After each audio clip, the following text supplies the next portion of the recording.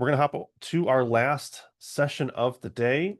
And keep in mind that if you have been here all day, stick around, don't leave. You make it once we get to the Q&A section of our last session. If you've been here all day, you'll get entered into a raffle to win 1 year of free Pro Plus membership for Presales Collective. We'll announce the winner of the raffle on LinkedIn, probably later today, once we go through and look.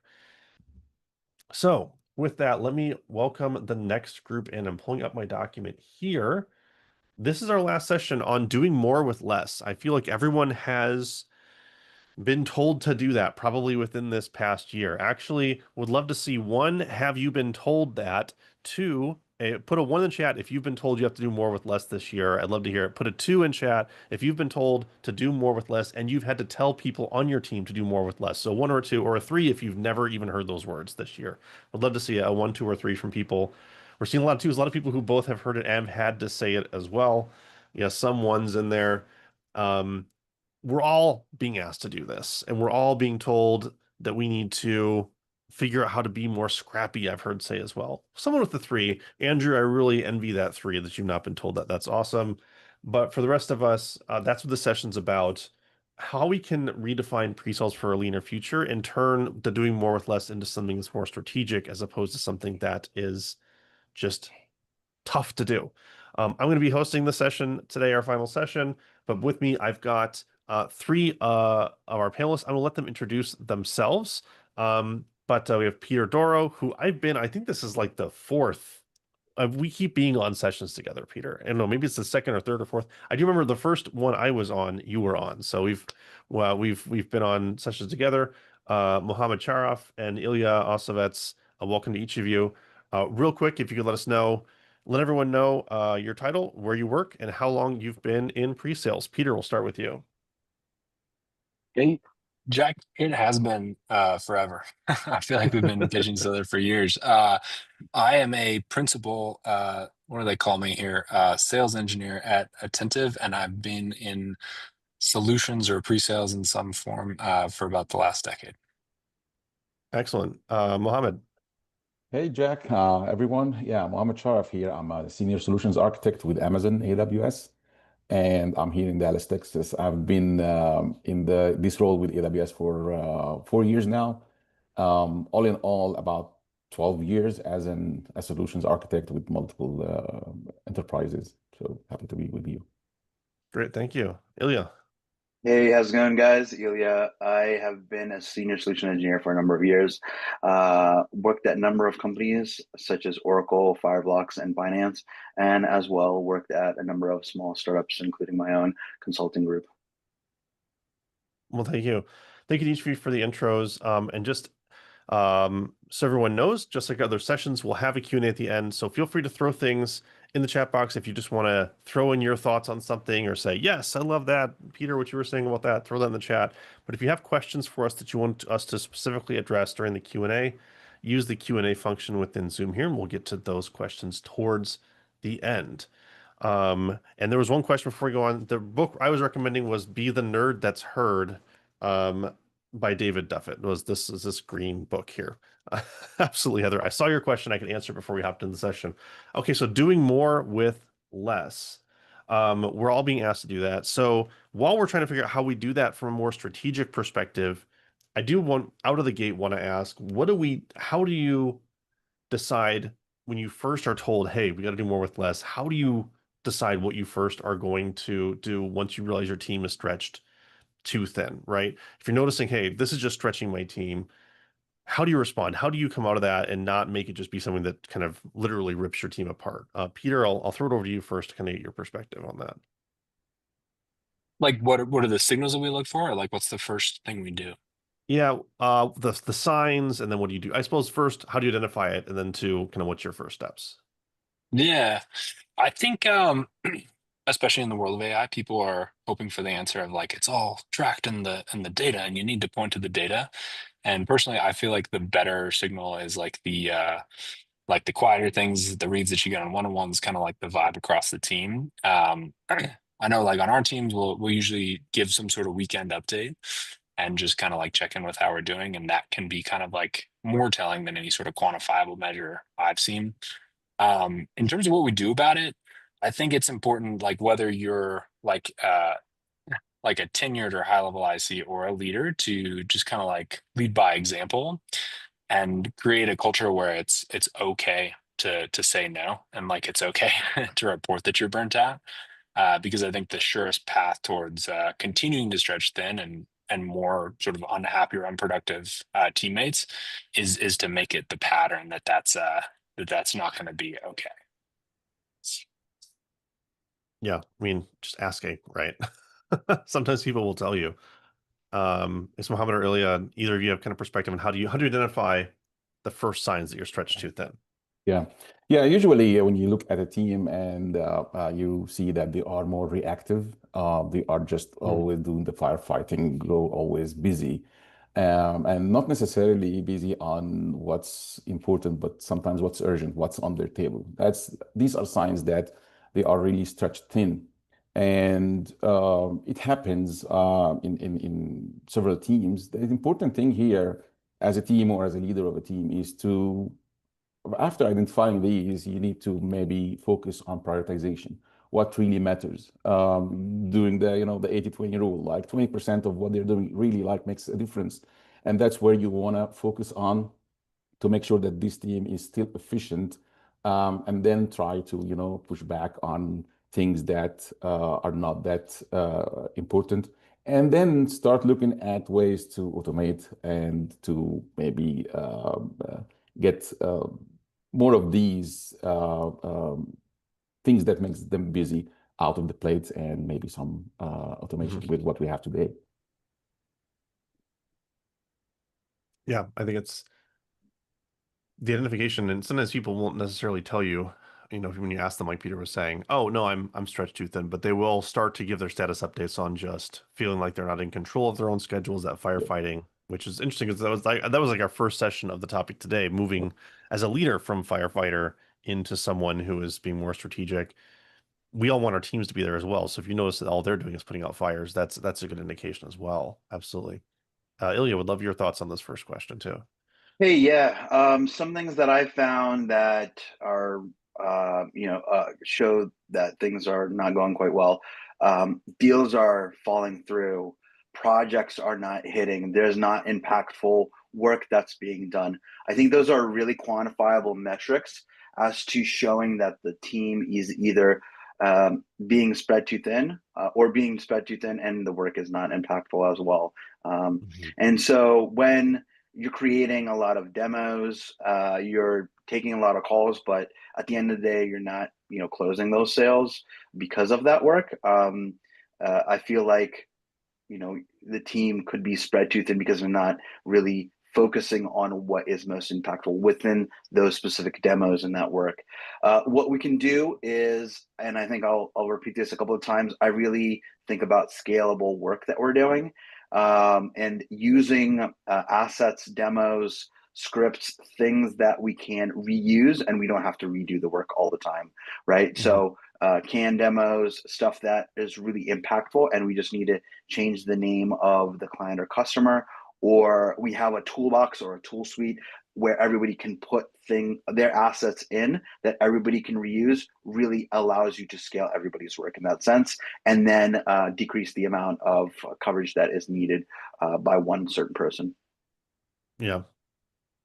And I noticed each of you kind of digging into a little bit with your answers there on kind of the where to start and what to do. I think the question everyone's been asking or trying to figure out is, okay, what things are the things that I can cut back on or replace or substitute in something else? What processes can be shortcut, for lack of a better word, and what ones do I need to keep as much attention on as possible? I mean, would love Mohamad, back to you because you touched on this at first as well.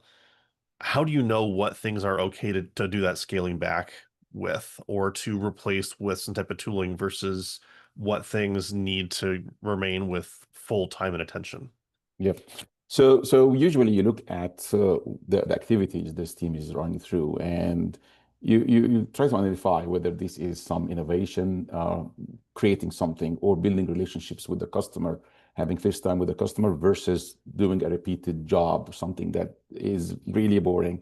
You do it over and over again. And that's an indication of what can be automated. So we all know, well, everyone is using generative AI today. So anything that you use to spend time just to recreate and customize and you do it over and over again can now be automated in some way, shape, or form. And this takes you to focus more into what really matters. And that's one approach to maybe put better use of the time of the team and the time of the SAs. And one more thing, at the end of the day, we're all sellers, whether you are a pre-sales engineer or a salesperson or even a software developer, you are trying to sell your skills, right? So it's important to put our customer, whomever this customer is, at the heart or at the center of what we're doing and see a way to fulfill their needs, requirements, and make sure they are happy with the results and the outputs. I think you're right. We can't lose sight of that, right? I think that's almost the first lens you have to put things through. Yeah. Is the thing that we're doing, doesn't matter to the customer? And if so, to what extent does it matter? And how can we make sure we're not impacting their experience, for sure? Peter, do you have any thoughts to add into kind of how you decide or what you've seen on what resources to scale back when you're noticing the people being stretched too thin?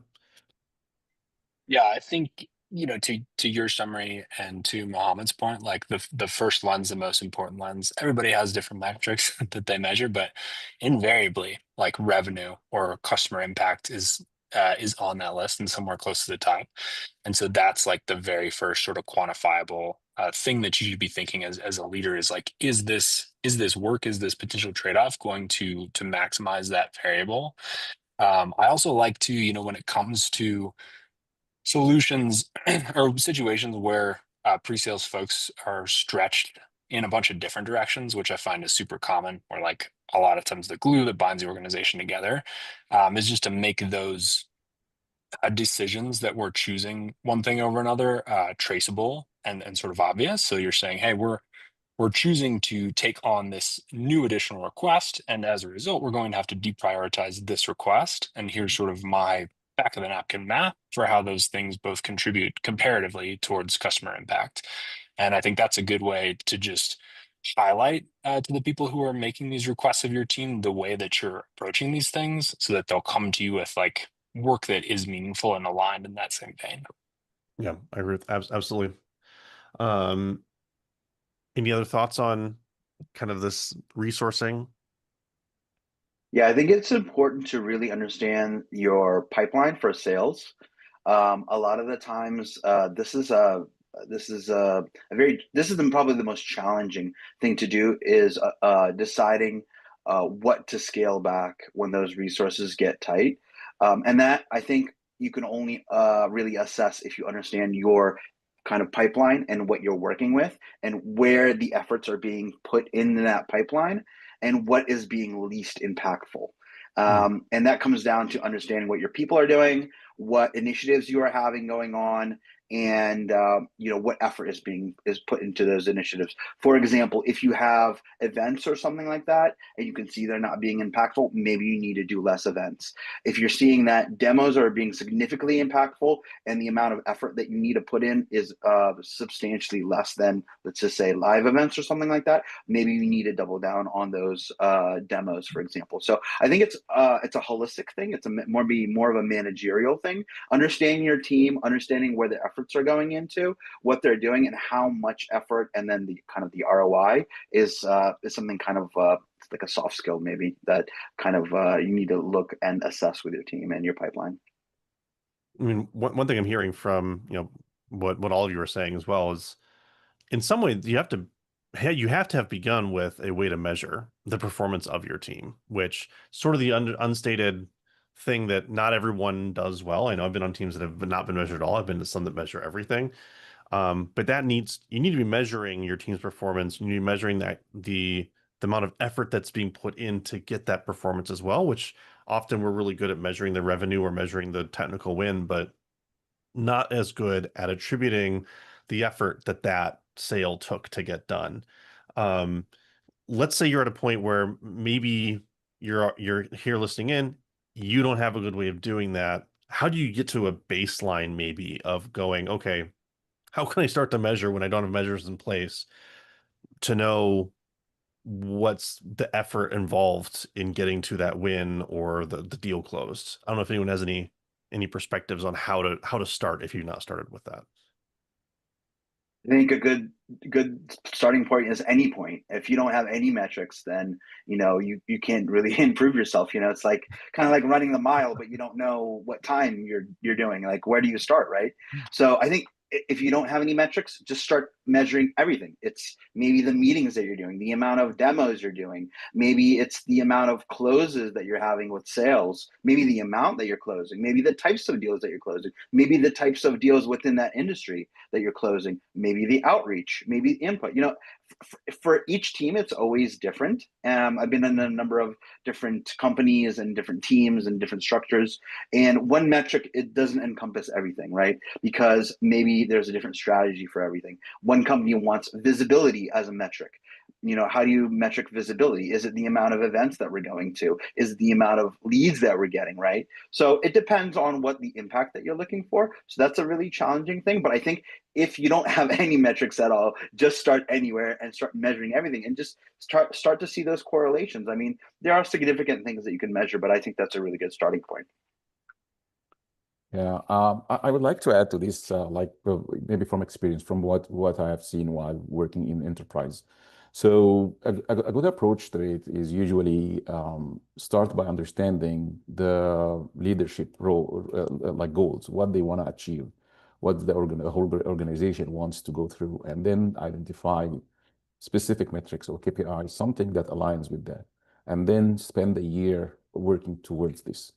This way, you always have like the compass towards where you are at, because at times when you need to decide on your capacity, on what type of projects you work on or activities to innovate on, rather than just being reactive, as we mentioned, you still need to have these aligned to where the organization is heading to. Because at the end of the day, when you look at how leadership looks at teams, they look at the impact they provide and how it helps towards their goals, rather than the individual efforts or the amount of time spent. They want to see results. And if you align what you do and the metrics that you look at towards these results, I think this would be success. Yeah. I think Peter? I think this is such a tricky question because as in my experience as a solutions like sales support role, we're really caught between this rock and a hard place where, like I was saying in the last question, like we all know that revenue is the thing that matters, and yet unlike sellers, we're not directly responsible for, in many cases, closing business. And so what we want to measure is that success, and those like new dollars that are added to the business. But what we're often pulled in the direction of is measuring something like effort. And I think that can be really, really dangerous for solutions teams, because when you start to measure like the calories versus like the outcomes, you can start to over prioritize on productivity versus effectiveness. And so what I prefer to kind of like blend the two approaches is, to Ilya's point, measure everything you can. I would caveat that by measure everything you can easily, because again, the last thing you want to do is give another sort of homework assignment to an already strapped team. And then combine that measurement. I like to think of it as like measurement is like one part of assessment, and factor in like qualitative feedback. How to the earlier discussion, like how's the team doing? How do the reps think the team is doing? How did the sales managers team or think the sales engineer is doing? And have that kind of conform to like an overall assessment versus just some sort of like trending number in isolation. Yeah, no, it's great tips on places to start, and I agree to what Ilya was saying. Anything is better than nothing for sure. And one thing that we were kind of pointing at there was a lot of times it's trying to ensure we're maintaining the quality of the work that we do, while we're being asked to, title the session "Do More with Less." One thing I'm going to dive into a little bit here, is historically speaking, the way that you would grow a pre-sales team was pretty much based upon whatever ratio your company had decided by finance and sales leadership was what your ratio of AEs to SEs was. I mean, I remember that actually being a part of my interview questions when I would go interview at a place. What's your AE to SE ratio? Like that, you learned a lot about an organization from that, and how you knew you had more headcount for more SEs was when the AE growth would happen, you'd add more SEs. That's not happening as much anymore. Still is to some extent, but you're saying, okay, well, can we used to do a 3-to-1, but could we do a 4-to-1? Can we use these tools to get to a 4-to-1? So how do you maintain the quality and consistency of the work that you're doing? Like what tools are you taking advantage of? I know AI could potentially be in there. How do you ensure you're maintaining quality and consistency without adding that headcount? You've got fewer people, you have to get the same amount of results. Um, how do you do that? Mohamad, love to start with you on this question. Okay. Yeah, I'm gonna answer this from again from Amazon AWS and how we do it in there. So you know we are using generative AI a lot, and not only to sell it to our customers, but we use it internally, right? So what I see and what we have been doing is a lot of internal tools that are based on knowledge bases or retrieval augmented generation or RAG. In other words, taking the enterprise data that we have and then build knowledge bases for the teams. This way, when you are working with your account executive or with your customer, you have what it takes to retrieve data quickly, correct data, not only generic one from general foundation models, but specific to the business and the customers and the services we have and whatnot, and have these as your tools to help and be ready, and then focus on the conversation, focus on finding the problems of your customer and bringing in solutions, and then leverage these tools towards that. Not only, but you can also use these to when you go through the sales cycle end to end. At each stage, you can leverage these to help with the discovery, do the research prior to talking to your customer, or summarizing the meetings after to propagate it through to your teams and account teams and the account executives. So now you as an SA or an SE like have these tools, so you have more capacity to help more than the ratio that you used to do. I think it's important that we leverage these capabilities that we see today as a fact running around us. Yeah. Ilya, Peter, any additional thoughts to that? Yeah, I would piggyback on leveraging all the amazing technologies that we have. I mean, we have so much opportunity now. We as solution engineers need to solution engineer ourselves now. We have to figure out how to create scalable workflows. We have so much amazing technology with OpenAI, Claude, all these models, everything that can, we can summarize things, we can write emails. We can take away all that mundane work that we really needed to do. And I use all these AI tools on a daily basis. Hey, summarize all these emails, figure out what are the main points, what do I need to talk about. The stuff that took me maybe a couple hours to go through, now I can do in 5 minutes, and I've saved myself 3 hours. So I would piggyback also on using all these amazing tools to really figure out what work is not the most effective work, effective use of our time, and obfuscate it away in sort of programming terms, so that we can do more of the effective work and face-to-face stuff. I will say I got a little bit of a moment of like a panic or something hitting of my memory of one role that I was in, actually, where for a while I was an individual contributor, and then I moved into a leadership role where we would call field reports, which was after each meeting. It was the SE's responsibility to summarize the key takeaways, things that product needed to know about what the customer wanted, key things we're going to be doing going into the next call, putting in the med pick, like things in there. It was SC's responsibility for whatever reason to build this field report after every customer interaction, and everyone hated doing them. We all hated doing them. They were incredibly important, but required so much effort. Nobody was on the team because they loved writing field reports. That wasn't a thing. But like now, I'm like, I could literally create a prompt to say, here's the type of output we're looking for. Look through this call transcript, pull this out, and give me a draft of a field report. And I can get it done in 2 minutes, right? Versus back then, every time it was this, you'd have to set aside 20, 25 minutes after every call just to build out this field report and distribute it to the company. So it's things like that that if you're not taking advantage of, I mean, that's where AI can definitely help you shine, right? I'm just getting literally you had me going, oh my gosh, I could have fixed field reports had I had And AI back we, then. we have all these tools to scale up the demos too as well, right? So if we create one asset, we can throw it into ChatGPT, repurpose this for another client or customer, maybe create a script for me from this last demo that I did in this new industry with this new client. And 5 minutes later, you have a completely new script that you could talk to, and you didn't have to go through it. You didn't have to spend your 8 o'clock preparing for the next 6 a.m. meeting, you know? Right. Yeah. Peter, I know you're itching probably to hop in on this as well. I'd love to hear kind of your thoughts on using AI for some of this. Yeah. I mean, I think the ratio thing is such an interesting place to start because like we have always been in pre-sales like at a point of leverage. And so I think we have to mirror that pattern with the things that we're building. And so the way that I tend to think about things is not how can I solve this piece for one customer, but how can I create a solution that's going to meet the needs of many customers? How can I build something that's generalizable? How can I ultimately like group and focus, even at, like a strategic sales leadership level? Maybe that's how can we refine the focus of the types of customers that we're pursuing? But it's all about creating that leverage point in the things that we're doing to match the demands that are getting made on our time.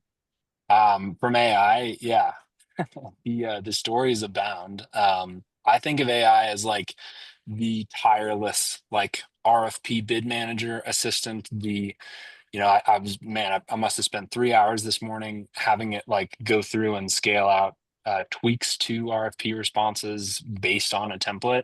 And it's the best thing about it for me is just the ability where we're staring down that work, Jack, like you said, for the field notes used to be like, man, I'm gonna put this off till Friday afternoon. This is gonna ruin my whole week.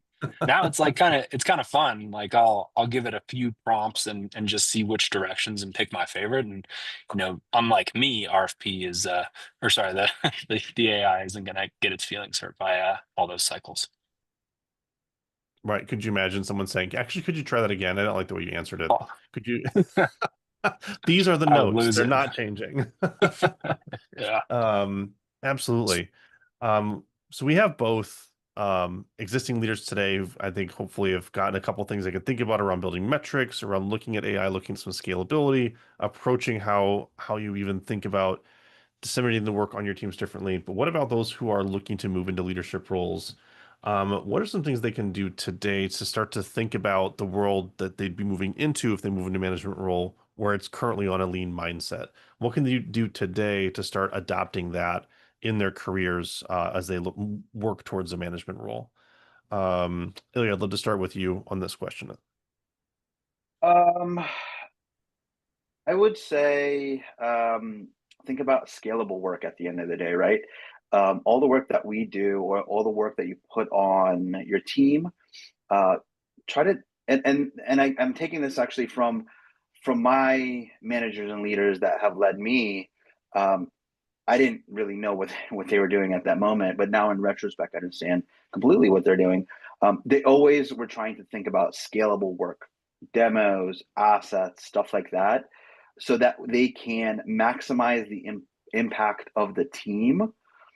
We didn't, 5 years ago, we weren't using AI, right? So we were thinking about how can we create videos, how can we create forward-facing client assets, things that we can give to the sales team that they can immediately use. It could be videos, it could be scripts, it could be presentations, it could be actual functional demos where they just log into a website. This was all in the context of creating scalable work. Now, with the advent of AI, we're able to actually do that even quicker now.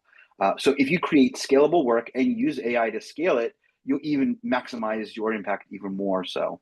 So in terms of kind of what you said, I'm always thinking about how do I create scalable work, demos, assets that I can either give to people or that it doesn't require me to repurpose for a specific interaction. And also, obviously, with the advent of AI, we're able to do this even quicker. So I'm always thinking about kind of scalable work. Yeah, Peter, go ahead. I can see you thinking there. Okay. So I think the question was like, for aspiring leaders, how can you think about being lean today? That's right. So a couple things. One, with all this AI stuff, honestly, it has me as a pre-sales person a little freaked out because I think some people think that all we do is just provide these fancy sounding responses. And I'd say there's maybe some truth to that, but really like what we do uniquely for the business is we have that context. So for aspiring leaders, sort of a long-winded point, but for aspiring leaders, I think in order to survive and be really performant and lead with a lean team in this new AI fueled world, your goal in the short run should be to lean into that context, to convince yourself, as annoying as it is, to work through this like very human, very cross-functional, very slow process so that you get a better understanding of how the business works, whether internally or on the client side.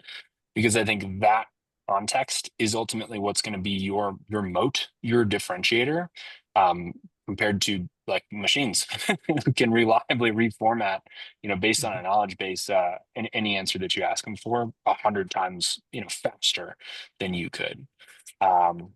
And the second point I'd give is again around AI. The train is here, and if you're not tooling around building stuff, like you may already have missed the bus.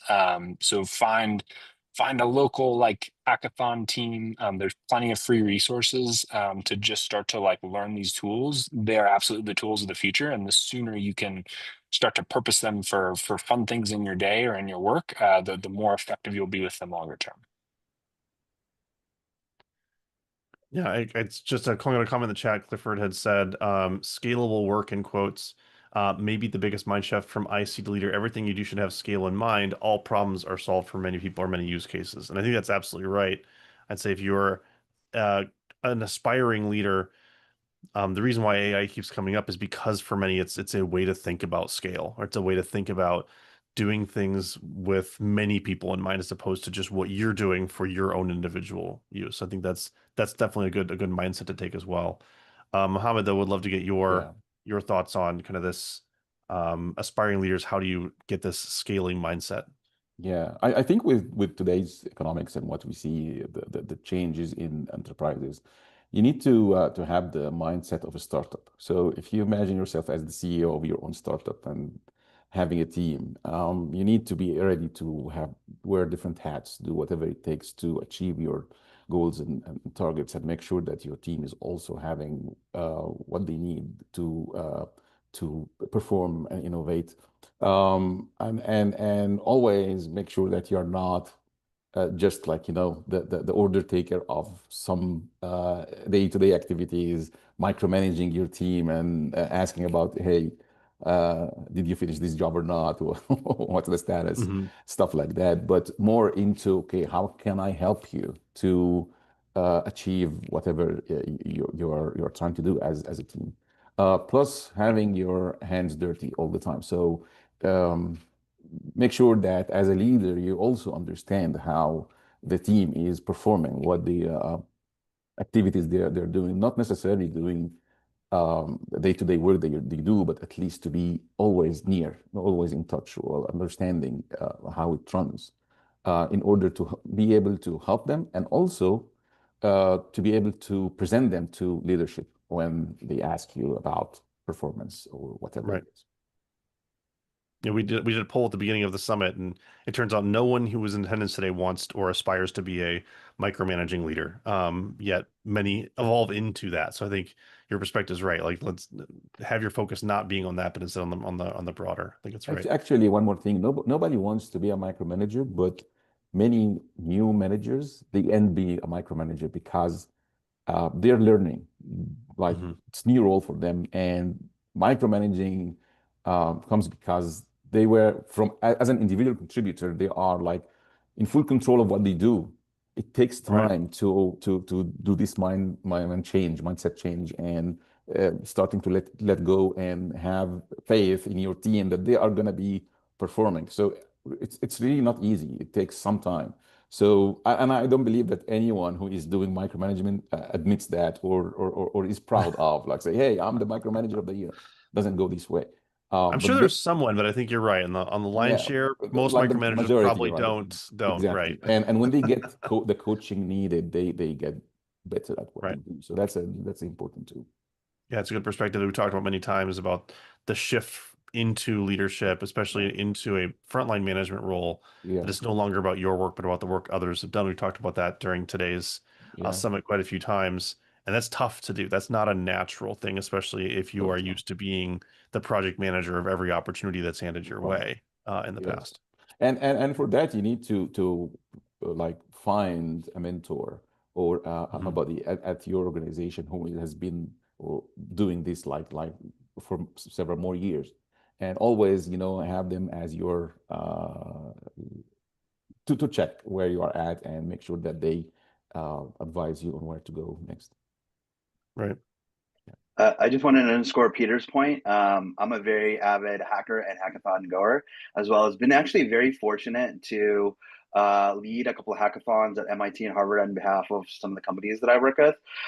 And going to hackathons and doing like a weekend project for 24 hours where you're under stress allows you to learn those really scrappy and startup kind of quality, get those startup kind of qualities. I think that I just wanted to kind of underscore Peter's point. I thought that was really great.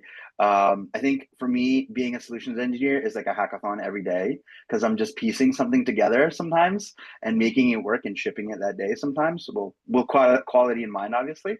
But a lot of times we're so under stress and we are under constraints to get something done really quickly and make it work. That's exactly what a hackathon is. So I would Mhm. implore people that want to learn more about being lean and in that lean mindset and in that startup mindset, definitely explore hackathons. I'm just super passionate about them. Love it. I love it. So final thoughts before we leave. I'll start with you, Peter. We'll go to Mohamad and we'll end with Ilya. Would love to know what's kind of your final thoughts on this topic, or maybe it's a hot take that you have that you want to leave people with around kind of the doing more with less, how to scale your teams and be proactive about that. Peter, we'll start with you. Any final thoughts? Um, the biggest thing that I would say is since we're talking so much about AI and where we're going with all this, like the vision for me, and hopefully this is shared by many pre-sales people, is a world where we are working less and hopefully in more fulfilling or more interesting things. I think it's like it's an easy logical leap to make to see these tools that allow us to crank out 6 different versions in half the time and just think, man, like I'm going to do more work. And ultimately, like I take a different view, but hopefully one that's shared by more people is that ultimately I think these tools will help us focus more and maybe even work less from a volume standpoint. And so when thinking about how to do more with less, I think that should always be kind of the goal. And the way that I'm thinking about it is not, does this produce N+1 cycles or N+1 demos or N+1 whatever, but does this get the team to a healthier, more fulfilled state of work and maybe even just slightly less. Love it. Mohamad, final thoughts. Yeah, I think the final thought here is change is inevitable. So whether we like it or not. And one thing everyone in this career, in this field, needs to do is always learn. So what we see today is Gen AI and Gen AI tools and services and how you build them and how you do them. You need to be like dive deeper into that and learn how to use these, how to leverage them towards your business and your goals. Whether you are just starting your career or even if you have been there for 20 years, you still need to always be learning to stay employable, I would say, or to stay adding value to any organization that you are doing, or even if you are like like a solopreneur or having your own consulting organization or business, you still need to learn the latest and greatest. So learning Gen AI, and I'm talking beyond just ChatGPT. I'm talking about like enterprise solutions, how you build them, how you use them, is something that you need to think of and always be learning there. Good stuff. Ilya, final thoughts from you. Yeah, I love practical takeaways. So maybe I can just present a couple practical takeaways that I'm even thinking about. First off, definitely use AI for the mundane things that you're doing. Figure out how to scale that work that you're doing, like as you mentioned with the field reports and that sort of thing. Figure out how to use the technologies to do effective work, as Peter mentioned. Go to hackathons, build something really, really quickly, scrappy in a scrappy manner and a scrappy mindset. Use what you have, and I think the biggest thing is really understanding how to use these technologies to really scale that work. Build toolboxes, build assets that you can reuse, put them on YouTube, blast them out everywhere, and also, and I love that Peter mentioned that it's effective work, not more work, but effective work. If you build one effective demo or one effective script, that's better than doing it 10 times, 20 times. That's not so effective. So figure out how to use these tools that we have at hand to solution engineer yourself in order to create more impactful, effective work. And that includes all the stuff that we talked about. I love it. SC your own career, right? Solution your own Exactly. Yeah. career, solution your own Yep. role. Well, Peter, Mohamad, Ilya, thank you so much for joining us in this panel and kind of closing out Leadership Next 2025 with us. So thank you, everybody. And thank you for all the questions in the chat as well. And with that, that's our event for 2025, Courtney. What do you think? That's a wrap, folks. That was a pretty amazing half-day event. Thank you, Peter, Ilya, Mohamad. Great session. I think great sessions all around. Thank you for those who are still here with us and digesting all of this information. The replays will be available next week. Hop in Slack. Let us know your thoughts. Give a shout out to all of our amazing, incredible speakers for today for taking their time to sharing their experiences and knowledge. And I'm just super grateful to our community. And I think this is our last summit of the whole year. So this is it, guys. We'll see you in Next one will be 2026. 2026. Yeah, that's crazy. Yeah, and thank you to Reprise, our sponsor for this summit. It's been an amazing day. Any final thoughts, Jack? No, that's it. I'm looking forward to closing out the year and doing more of these next year. Awesome. Thank you all. Have a wonderful rest of your days. Thank you. Thanks. Thank you.